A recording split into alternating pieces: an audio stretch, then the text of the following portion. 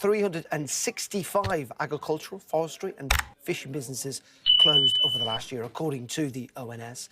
That's the most since quarterly data was first published back in 2017. Well, let's speak to the president of the Country Land and Business Association, Victoria Vivian, who joins me now live. Victoria, very good afternoon to you.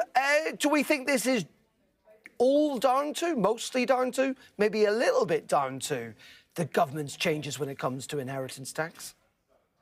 Well, it's a broad spectrum, isn't it? Because we know that 6,365 businesses in those sectors have closed down. And we know that there's been a net loss of businesses of 3,175 businesses that have gone out of business for whatever reason.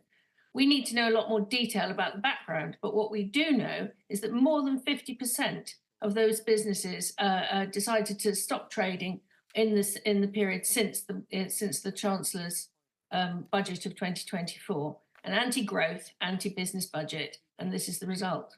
Well, that's what we're trying to get to, essentially the answer to that question. And frankly, we do not know the answer to that question, do we? Is it possible that some of these businesses have closed down and just been taken over by larger businesses, for example? I'm sure that when we find out the detail, that there will be a lot of mitigating factors. We can't possibly know whether there was a bank called in or whether somebody bought the business.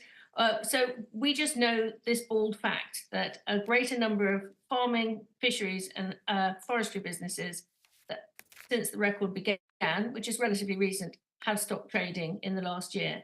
There have been some businesses that have started up as well, that other half of the equation.